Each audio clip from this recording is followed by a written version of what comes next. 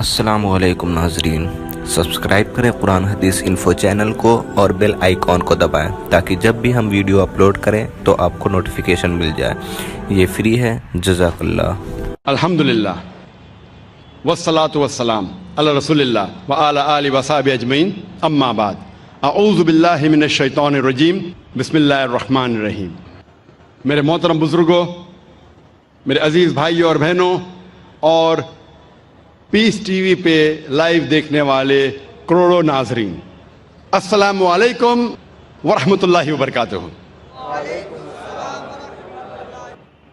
نماز پڑھنے کے جو اہم رکن ہیں وہ قرآن مجید کا ذکر آتا ہے اور باقی کا ذکر آتا ہے حدیث میں، لیکن قرآن کے ذریعے ہمیں پتہ لگتا ہے کہ قرآن مجید میں اللہ سبحانہ وتعالیٰ فرماتے ہیں سورہ بقرہ میں سورہ نمبر 2 آیت نمبر 144 144، اللہ فرماتے ہیں کہ جب بھی آپ نماز کے لیے کھڑے ہوتے ہیں، صلاح کے لیے کھڑے ہوتے ہیں، اپنا رخ مسجد حرام کی طرف کرو۔ Turn your face toward the sacred mosque. جدھر بھی آپ ہیں اپنا رخ، اپنا چہرہ مسجد حرام کی طرف کرو۔ یہ ہمارے لیے قبلہ ہے، کعبہ ہمارا قبلہ ہے۔ نماز پڑھتے وقت ہمیں رخ کرنا چاہیے مسجد حرام کی طرف، یہ فرض ہے۔ اللہ تعالیٰ فرماتے ہیں سورہ بقرہ میں سورہ نمبر 2 آیت نمبر 238 میں 238، اللہ تعالیٰ فرماتے ہیں کہ جب بھی آپ صلاح کے لیے کھڑے رہو تو stand with a devout frame of mind. آپ جب کھڑے ہوتے ہیں، عربی میں لفظ آتا قانتین، کہ اپنے ڈیووٹ فریم آف مائنڈ کے ساتھ آپ نماز پڑھو۔ اللہ فرماتے سورہ ہجر میں سورہ نمبر 15 آیت نمبر 87 میں کہ اللہ has sent، اللہ نے نازل کیا ہے 7 آیتیں جو ہمیشہ دہرائی جاتی ہے، اور قرآن عظیم۔ جب قرآن مجید میں اس کا ذکر آتا ہے 7 آیتیں جو ہمیشہ دہرائی جاتی ہے، اس کا مطلب ہے سورہ فاتحہ۔ سورہ فاتحہ میں 7 آیتیں ہیں، تو قرآن میں اللہ تعالیٰ ذکر کرتے ہیں سورہ فاتحہ کے بارے میں، اور عظیم قرآن۔ سورہ فاتحہ کے علاوہ باقی حصہ جو قرآن کا ہے اسے کہا جاتا ہے قرآن عظیم۔ تو سورہ فاتحہ کا ذکر آتا ہے قرآن مجید میں سورہ ہجر میں سورہ نمبر 15 آیت نمبر 87 میں۔ اور اللہ تعالیٰ قرآن مجید میں کہتے ہیں کہ صلاح میں آپ کو رکوع کرنا ضروری ہے، اور رکوع لفظ قرآن مجید میں کم سے کم 13 بار آیا ہے، اور صلاح کا اہم رکن جو ہے وہ سجدہ ہے۔ اپنے ماتھے کو زمین پہ ٹیکنا کہتے ہیں سجدہ، اور سجدہ کا لفظ قرآن مجید میں 92 ٹائمز آیا ہے، قرآن مجید 92 ٹائمز۔ اور اللہ تعالیٰ فرماتے ہیں سورہ العمران میں سورہ نمبر 3 آیت نمبر 43 میں، یا مریم مقنتی لربی کی وسجدی ورقی ما یا رقین، کہ اے مریم آپ اللہ کی عبادت کرو اور سجدہ کرو اور رکوع کرو ان لوگوں کے ساتھ جو رکوع کر رہے ہیں۔ اور اللہ تعالیٰ فرماتے ہیں سورہ حج میں سورہ نمبر 22 آیت نمبر 77 میں کہ اے مومنو رکوع کرو اور سجدہ کرو اور اچھے کام کرو تاکہ آپ فلاح پاؤ۔ تو کئی بار قرآن مجید میں کہا گیا ہے رکوع کے بارے میں اور سجدے کے بارے میں۔ اور اس کے علاوہ قرآن مجید میں کئی بار کہا گیا ہے اطیعوا اللہ واطیعوا الرسول، اللہ کی اطاعت کرو اور اللہ کے رسول کی اطاعت کرو۔ کئی بار قرآن مجید میں آتا ہے۔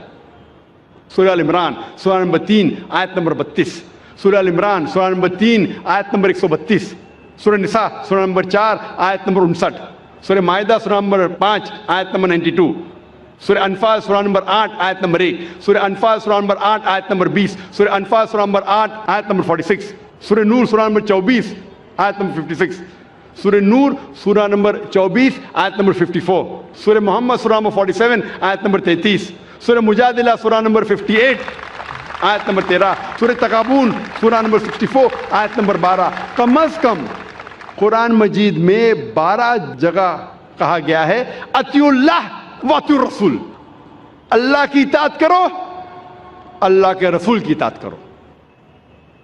उसका मतलब अल्लाह के अलावा जो भी अल्लाह के रसूल फरमाते हैं, हुक्म करते हैं, हमारे लिए फर्ज है कि उसे हम माने। तो सलाह की बाकी रुकन, बाकी छोटी चीजें किस तरीके से पढ़ी जाती है वो जिक्र आता है हदीस में। जब अल्लाह के रसूल की सही हदीस पढ़ेंगे तो बाकी चीज हमें मिलती है। और अल्लाह के रसूल फरमाते हैं सही बुखारी में जिल्द नंबर 1 किताबुल आदान चैप्टर नंबर 18 हदीस नंबर 604 में, pray as you see me pray, नमाज पढ़ो जिस तरीके से आप मुझे पढ़ते हुए देख रहे हैं।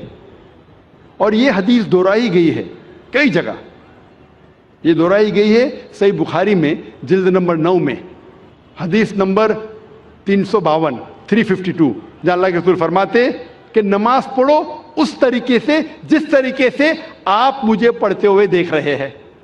तो बाकी चीज नमाज के बारे में हमें मिलती है अल्लाह के रसूल की सही हदीसों में। अल्लाह फरमाते हैं सूरह दारियात में सूरह number 51 chapter 51 verse number 56 verse 56, वमा खलक़तुल जिन्न वल इंसा इल्ला लियअबुदून। अल्लाह सुब्हाना व तआला ने जिन और इंसान को इसीलिए बनाया है ताकि वो अल्लाह की इबादत करे। अल्लाह ने जिन और इंसान को सिर्फ और सिर्फ इसीलिए बनाया ताकि वो अल्लाह की इबादत करे। ये लफ्ज इबादत आता है अरबी लफ्ज अब्द से, जिसकी मानी है बंदा, बंदगी, और सारे इंसान अल्लाह के बंदे हैं। हमें फर्ज है कि हम हमारे खालिक, हमारे रब अल्लाह सुब्हाना व तआला की इबादत करें। कई मुसलमानों को गलत फहमी है कि सलाह ही सिर्फ अल्लाह की इबादत है।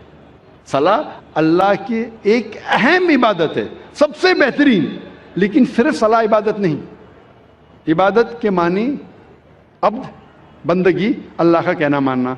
जब हम अल्लाह का हुक्म मानते हैं तो हम अल्लाह की इबादत कर रहे हैं। अल्लाह जिस चीज से हमें रोकता है हम उससे परहेज करते हैं, हम अल्लाह की इबादत कर रहे हैं। लेकिन सबसे बेहतरीन इबादत है सलाह।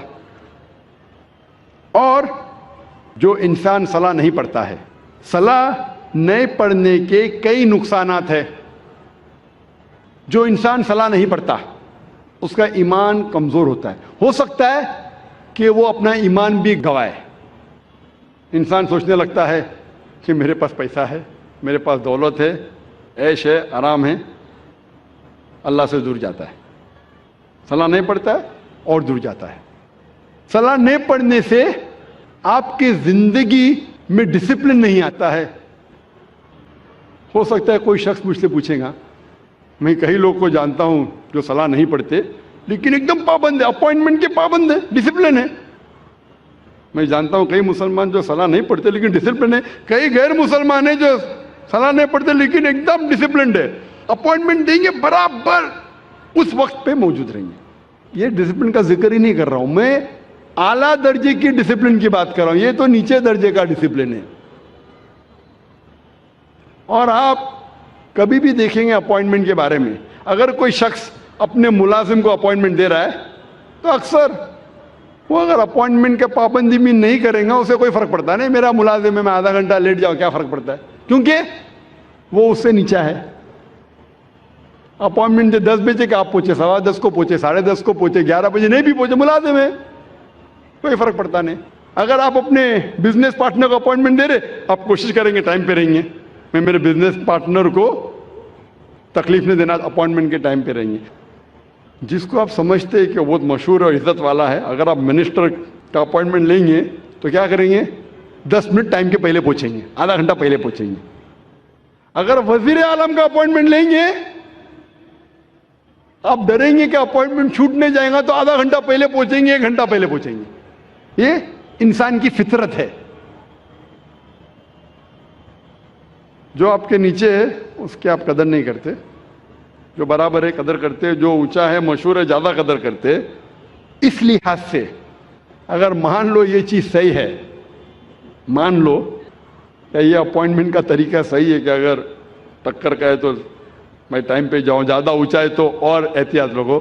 جب آپ کا اپوائنٹمنٹ آپ کے رب کے ساتھ ہے تو کتنی پابندی آپ کو کرنا چاہیے, اور رب کا مقابلہ مخلوق سے کر ہی نہیں سکتے. اگر وزیر کو ملنے کے لیے اتنی پابندی کر رہے تو اپنے رب کو ملنے کے لیے کتنی پابندی کرنا چاہیے آپ کو. رب کا مقابلہ وزیر سے ہو ہی نہیں سکتا ہے. وَلَمْ يَكُنْ لَهُ كُفُوًا أَحَدٌ, اس کے جیسا کوئی نہیں ہے. تو میں اس اپوائنٹمنٹ کی بات کر رہا ہوں, اونچے درجے کی. اگر صلاح سے دور رہیں گے تو آپ کی زندگی میں ڈسپلن آئیں گا ہی نہیں. جب وزیر آپ کا تھوڑا فیور کرتا ہے تو آپ ہل جاتے ہیں, اس کے لیے کچھ بھی کرنے کو تیار ہے. ہمارا خالق آپ کو زندگی دی ہے, ہمیں زندگی دی ہے, ہمیں اتنے نعمت دی ہے, ہم کتنا شکر ادا کرتے. اور جو سب سے بہترین نعمت ہے وہ تو ہم کبھی سوچتے بھی نہیں. میں آپ سے پوچھنا چاہتا ہوں کہ سب سے بہترین نعمت کیا ہے جو ضروری ہے آپ کے لیے جینے کے لیے؟ کیا ہے؟ کیا ہے؟ ہوا. شاید آپ نے تقریر سن چکے پہلے. ہاں,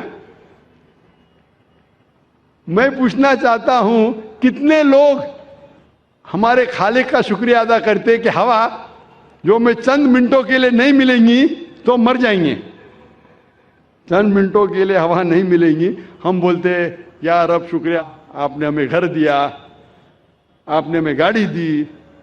کتنے لوگ شکریہ ادا کرتے پانی کے لیے, کتنے لوگ شکریہ ادا کرتے ہوا کے لیے. یہ جینے کے لیے ضروری ہے. جب میں نے میرے بچوں سے کمپٹیشن لگائی کہ سب سے زیادہ آپ کیا شکر ادا کریں گے اللہ کا, تو ایک سے بڑھ کر ایک جواب تھا. میری چھوٹی بیٹی رشدہ نے کہا سب سے بہترین میں شکریہ ادا کروں گی اللہ نے ہمیں ایمان دیا. ماشاءاللہ, یہ ہوا سے بھی بہتر ہے. ایمان جو اللہ نے ہمیں دیا ہے وہ ہوا سے بھی بہتر ہے. لیکن جینے کے لیے ضروری ہوا. تو وہ خالق جو ہمیں اتنے نعمت برسا رہا ہے اس کا اپوائنٹمنٹ کا آپ کو کوئی فکر نہیں.